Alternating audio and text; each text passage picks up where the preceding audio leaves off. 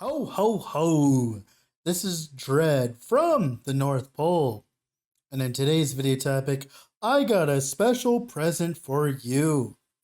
Yes, this is the next build. So, story time, as always, with Dread. So, I really liked my time with Poison Syndicate Operatives. And then, of course, Poison Summon Raging Spirits came to town and ruined all my fun. So I'm like, okay, well, if we can make a build that dominates the Sanctum, can we make a build that dominates the Sanctum and dominates it fast and hard? And I'm like, okay, but then can we make a build that dominates the Sanctum hard and fast while also making Sanctums fast? Because of course you got to remember, you got a map to make those Sanctums, right? 8 maps per run, it's like 32 maps per run, right? That's a lot of maps. So how do we do this? That is through the power of Blink and Mirror Arrow Necromancer. So the idea, the concept, is we use a bunch of extra cooldown recovery speed on our relic that I found that made me want to play this build. We have it on our gear, on our Watcher's Eye, everywhere. To the point where our Blink Arrow has a 1-second cooldown, and of course we're using Phantasmal, Blink, and Mirror Arrow, which have 3 and 5 charges respectively. This means, in combination with all the skill effect duration, 50% of it and 40% of it coming from Necromancer, by the way, hence why we are a Necromancer, that means that we can get a lot of minions out on the field at once, and they use your bow and your quiver, meaning that they can do a lot of damage because you can get a lot of flat on your quiver, get a lot of good stats on your bow, a lot of that, which means you can essentially make them into single target gods. Now their clear is a little bit worse. The whole idea of this build is to farm as many sanctums as possible. That was the whole point of it. You could fix the clear if you, I'm sorry, I had to turn off my fan there. You could fix the clear if you focus a little more on like extra projectiles, and you also got like an explode bow. But I think what I'm going to do with this build is refine it so much for Sanctum running that it is an absolute breeze every single time, which it is actually already an absolute breeze every single time, but I want it to be even breezier. I want to be able to like make Sanctums really fast. I want to be able to run those Sanctums really fast, even faster than I'm currently running them. Most people, they take around 40 minutes to run a Sanctum. This build usually takes around 20 minutes to run a full Sanctum from like, of course, that's disregarding the map time in between those sanctums. And that's because of how much damage we have, how we deal with the guards, and of course, all the single target we have, which means that we can essentially delete the guards, move forward, move fast, use Blink Arrow, right? The movement skill, spam it, because guess what? It's a movement skill, and all of our cooldown is applying to that. So we actually don't walk everywhere, we Blink Arrow everywhere. And one of the strongest things about this build is the ability to pre-fire against bosses. Like for instance, I can summon a bunch of Blink and Mirror Arrows right before the boss. And that works really well against every single boss in the Sanctum except for the twins. And the twins the twins are easy, so it doesn't really matter, right? But being able to pre-fire against all the bosses makes this way easier, gives you a lot of burst. You just burst your opponent down and you're good to go. All of this is really fun, and it's leading to Blink Arrow, Mirror Arrow to be a really fun build. Now, one thing I would like to suggest is I would not play this build till you have around like 50 divines worth of investment. There's a lot of things you've got to do. There's a lot of like extra stuff you got to buy. You need a Watcher's Eye. You need, of course, an Ashes to make you have extra cooldowns with your Phantasmal gear. You need 2 6-links. You need a 6-link bow. You need a really good bow, really good quiver. You need really good items in general, really good cluster jewels. Like, to make this work, you do need some investment. Now, it's nowhere near as much as the current investment that Poison SRS is, thanks to, of course, it being meta now and everything, it costing a bunch. But it definitely isn't just a 5 Divine Andy build. This is definitely more in the realm of like 40 to 50, and even more after I make some upgrades. And that is the price we pay for speed. We speed through sanctums, we speed through maps. That's all we need to do. I have a special wandering path set up, which I'll go in the video, just specifically for this build, so that we can run as many sanctums as possible where this build excels and shines. Now, with all that being said, if you ended up liking the video, ended up learning something, or liking the build, I'd heavily suggest leaving a like on the video and subscribing to the channel, as that is the best way of supporting me. I don't take sponsors often. That's like the best way you could support me is by doing the things that I just mentioned. Also, as well, I stream on Twitch at this username as well, if you want to come and visit the stream as well, as I play builds like this and you get to have a sneak peek of what I'm working on always. With all that being said, let's go in game, shall we? All right, here we are in game with the build, the Blink Arrow Necromancer. Now, this is on my Syndicate Operatives character. I ripped that apart and used the proceeds to create this character, right? Which was around 50 to 60 divines. Now, the thing is, I would not level as this build. I'll be linking a video by Balormage that's just leveling like an SRS Necromancer, right? You use that, get to level 90-ish, and then you can play this build, because a lot of the pieces that you want are really high item level, and you want to have all the pieces first. Now, one of the main things that has made me want to play this build is this relic. I got 28% increased cooldown recovery rate for travel skills. Now, Blink Arrow and Mirror Arrow both count as travel skills, like movement skills, right? You can see on the tags here. Look, movement, movement and travel, and then movement and travel, right? This means that this gives us a lot of cooldown. So I go from 0.96 cooldown to 0.88 cooldown. Now, they may not seem like a lot, but that's 10% less cooldown essentially, which means that you're getting even more like even more arrows quicker, right? So this is really, really important. Obviously, you could play without it. It's just like, it makes the build feel that much better, right? You could get an elevated cooldown recovery rate on your boots to make up for it if you really don't have this relic. Now, let's talk about the things that are necessary before playing the build, okay?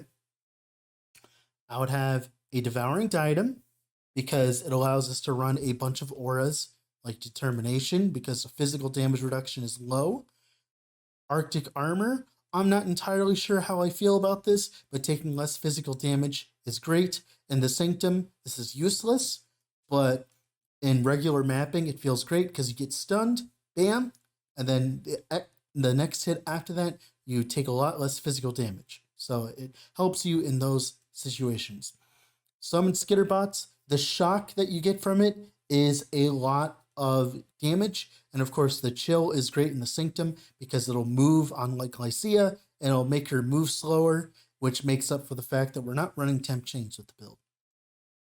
Haste, because we want to move faster, we want to be able to move through maps faster, we want to be able to attack and cast faster, because like that determines how many mirror arrows we can get out. As you can tell, we have to actually shoot with our bow to make more mirror arrows, and of course this applies to our minions as well, which makes them attack and cast faster, which means that they do more damage. So haste, really, really strong, and as well as Vol Haste, right? Vol Haste is really strong as well while you're mapping.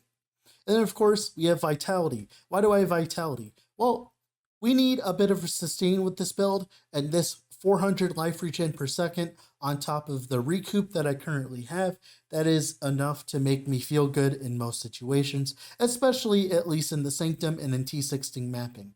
When I do eventually move this build towards Uber bosses and stuff like that, I'm going to need way more sustain, and Vitality is going to become way more important then. But right now we're just running Vitality and a random unset ring right now, currently. Now, other stuff that are required. I personally would not play this build without an Ashes of the Stars. If you do not have an Ashes, you could dump something like Arctic Armor.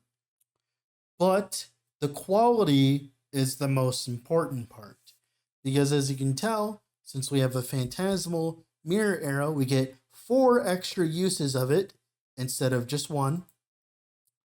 And same thing with Phantasmal Blink Arrow, where we get 2 extra uses instead of 1. Which means that we can essentially do this. We can just spam it as much as we want. It gives us a lot of burst, and it makes the build feel good in general. So this interaction between the alt qualities of the mirror arrows is the most important thing about this build to make it feel good. So it's definitely something I would try to go for first. It's only 20 divines. That's actually not that much in comparison to what it normally is. Now the bow. This bow is trash, okay? After doing some math, okay, local attack speed, 19% local attack speed, tier 1 attack speed, plus a flat damage mod instead of that minions deal increased damage is more damage. Now, I'll explain why this is important later, but just trust me, don't use this bow. We're going to be making a new bow. Just get like a shitty bow, something like this for cheap, and use it until we upgrade, because I have plans for the upgrade, and that's what I'm currently working towards. Another thing I would have, the quiver isn't as important, but like, of course, having a really good quiver is important as well. One of the biggest problems with this build is it requires a lot of dex to run an Imperial Bow, 212 dex, so we need a lot of dex, but dex is really good for us because it feeds into Mage Bane for suppress, so all of that dex like investment is great. Now, the one last thing that I would need before playing this build is a really good cluster jewel like this one, where you get a bunch of increased attack and cast speed for your minions. This has a dual purpose. First, it makes your minions attack much quicker, of course, right? But this in combination with the anoint of spiritual command makes you attack way faster. So I'm going to take off Arctic Armor so that taking off Ashes doesn't break my build. Now, you see how fast I'm attacking? Now watch if I take off Spiritual Command. See how slow I attack now? See the difference between Spiritual Command and not having it? Essentially, we're double dipping. We're getting all of our attack and cast speed. It makes casting stuff like our Divine Blessing really quick, makes attacking very quick, makes casting stuff like our Arcanist brand quick, and everything else like that. So having Spiritual Command leads to a lot of increased quality of life. So that anoint is very important, and of course this kind of cluster jewel is very important. Now this kind of shares with the current meta with Poison SRS. Guess what? Some builds are expensive, and this is why. Another thing I would have is a minions created recently cannot be damaged cluster. So in the last 4 seconds, they cannot be damaged. So when they're created, like anything, no kind of damage can kill them, right? Because they are very squishy, right? They will die instantly to anything that actually touches them in an inappropriate manner, like Cirrus or Maven or whatever, right? So Blessed Rebirth really does save your bacon in this regard, right? Of course, I'm running an Enduring Composure to get endurance charges because physical damage sucks. Yeah, that's pretty much it for like things that would be required. Now, things that I want to talk about for the build, we are using an Elemental Equilibrium link. Ignore that jewel socket, I'm working on that. Elemental Equilibrium link. This makes it so that our exposure inflicts negative 25 instead of like 15 or 10. And we proc this with Cold Snap. Now, the theory was to run added flat lightning and then added flat fire and then have cold exposure, but it turns out since our minions can't proc exposure, and if we use a spell to proc exposure instead of an attack, we can run added flat cold. Sure, we wouldn't get the exposure, but it's a bunch of extra flat for free for our minions. So added flat cold actually ends up being a surplus in this regard. That accuracy roll as well, that doesn't need to be there. I have plenty of accuracy thanks to this little cluster here.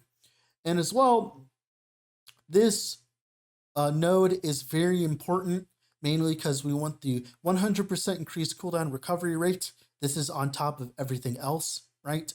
And another thing that I would suggest having before even thinking about starting the build, I would heavily suggest having a Watcher's Eye. Where is it? With 40% or 40 to 50% cooldown recovery rate of movement skills used while affected by haste. This applies to our Mirror Arrow and Blink Arrow, as I can show you here. Boop. Look at that. 1.1. 0.8, right? Very, very, very, very, very strong. So, and this was really cheap when I bought it. It was like 3 divines for the regen and, well, affected by vitality and the cooldown recovery speed. But if this build becomes good in meta, then this jewel will go up in price significantly. So buy him now. But yeah, that's pretty much it for very important things. Everything else is self-explanatory, and we'll talk about it when we make the full build guide. If you have any questions, leave them down below. With all that being said, this has been Dread. Here's my passive tree, what I'm currently running for Sanctum running. Bye, guys.